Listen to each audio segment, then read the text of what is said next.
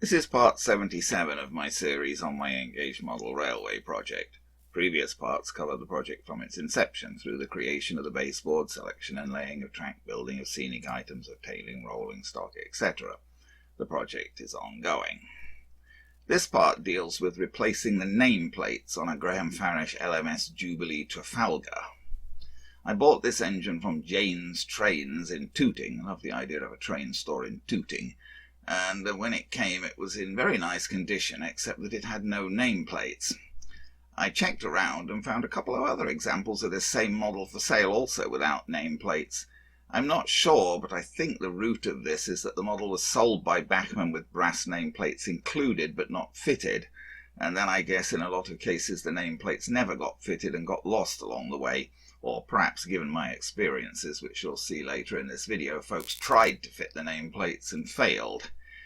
Anyway, when I found that my Trafalgar had no nameplates, I first tried to buy a set, but at that time I found that no one had etched nameplates for the Jubilee Trafalgar in stock.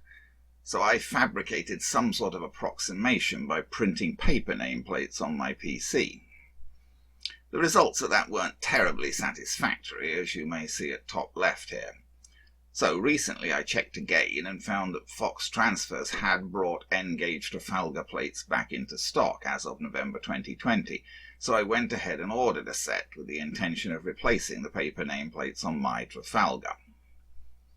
Okay, so now let's see a little video of my marshalling to get the Trafalgar out from where it was sitting in a shed in my yard, and then we'll get on to the process of actually fitting the new plates.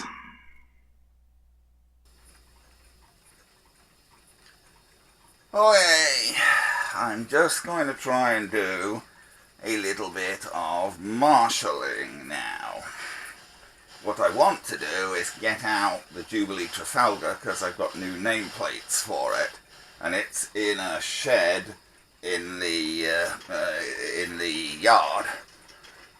But I don't use DC. I'm using DC. So in order to operate the yard, I need to have the inner branch of the inner section clear of other trains. Now I've currently got on the layout the two trains from my previous two videos. So I'm going to switch the inner segment, the inner section to its outer branch, and I've got a, there we go, yes, see, I've got the web goods pulling the little cattle train there. Now I want to move him off there so I can move, he's also got more power than he needs, so he's moving even when I stop him. So now I'm going to change the crossover here to try and move him over to the outer line. Yes, not too much to my surprise, he's not actually getting across it. There we go, whoops. Yes, unfortunately, that crossover has a rather nasty dead zone in the middle of it. And a short engine like this really doesn't cross over it. He's also got stuck there now. For the moment I'm just going to leave him there. He didn't get over that point properly. But I'm just going to leave that for now. I'll deal with that afterwards. We'll change the crossover back. Now I'm going to change the inner layer. Oh, again, we've got too much power on these things. Whoa. What? Am I doing the wrong knob there? Oh, because I've got power. My mistake. I hadn't turned the power off from the previous time, so it's not surprising we got some power there. Okay. So we're bringing the Pullman train with the Sketty Hall, pulled by Sketty Hall, back round here. No, that was, oops. Just knocked my controller there.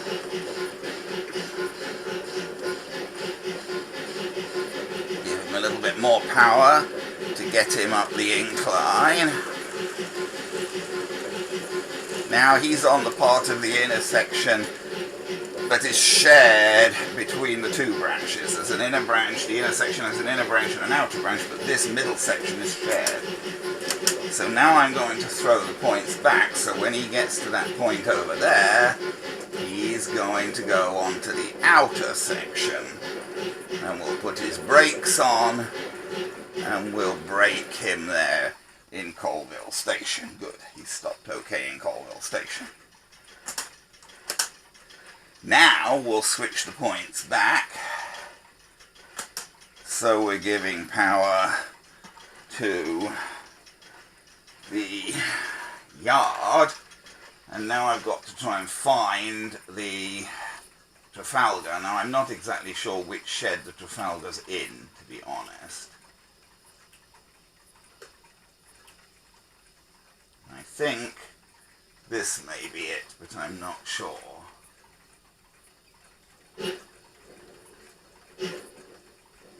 Yep, that's the Trafalgar, that's what I want, good. So I turn the power to the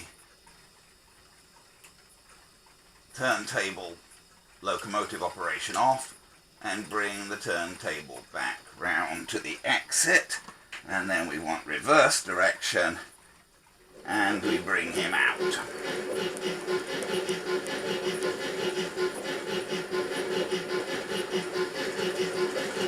Once he's past that point, we can reset that point. And here he comes. And we'll just bring him round. Basically, I'm going to take him off the tracks here because, not this minute, but this is the reason I'm bringing him round here. The reason I'm bringing him round here, let's take him a little bit further forward so you can see him better there. The reason I'm bringing him round is because he's got these little paper nameplates I made on him, because at the time I got him he had no nameplates and I couldn't get any proper brass nameplates, but now Fox Transfers have brought out the brass nameplates for him, so I've bought them. So I'm going to be putting the proper nameplates on him. So that's why we're bringing him round here.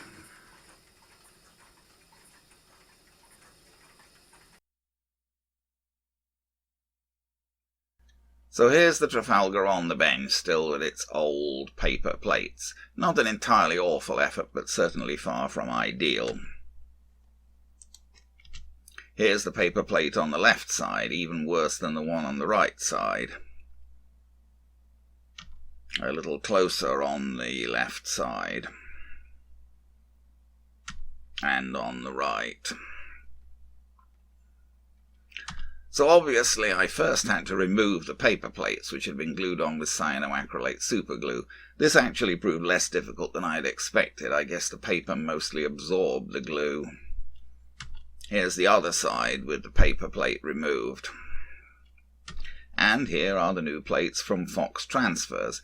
Very nicely done, and including both LMS and BR smokebox number plates. But these things were absolutely tiny, far smaller than any other N-gauge nameplates I'd worked with, e.g. the ones for the Duchess of Buccleuch. These nameplates were barely over 1/4 of an inch long. Here they are beside a dime for scale, and as you can see they wouldn't even reach halfway across the dime. I ran into some considerable problems with them. I found detaching the plates from the frame extremely difficult. I first tried to do it using a sharp knife on a hard surface.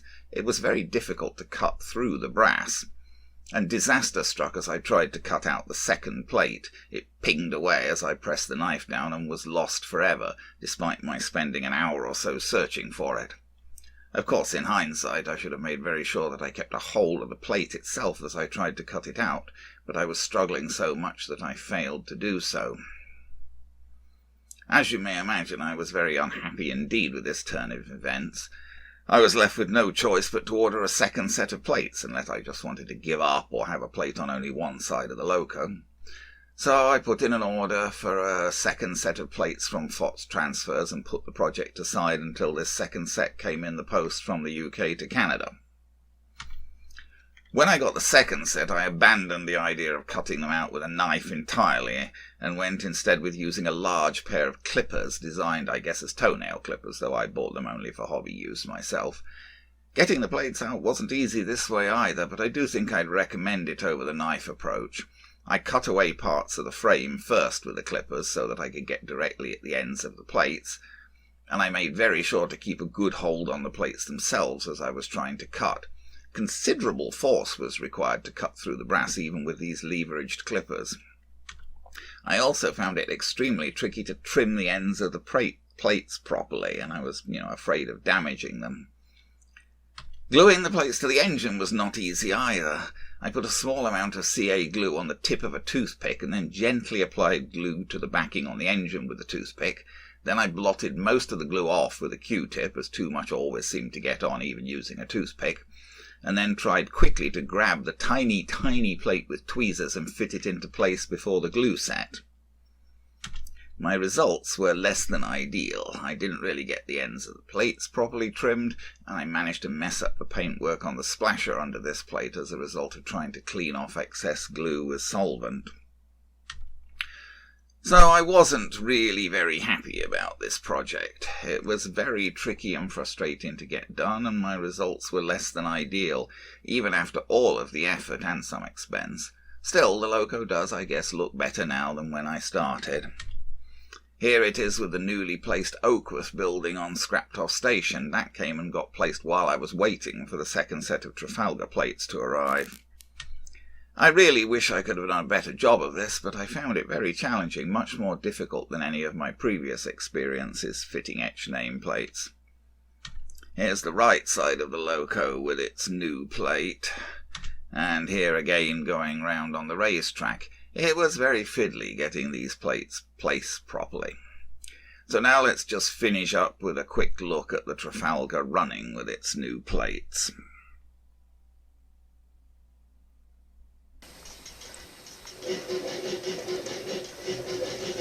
I'm sorry, I realise you can't really see the plates, particularly in this running video. I mean, indeed, it's generally just going to be really quite difficult to see the plates per se when the loco's operating on the layout. You have to look at it pretty darn closely to see those little plates.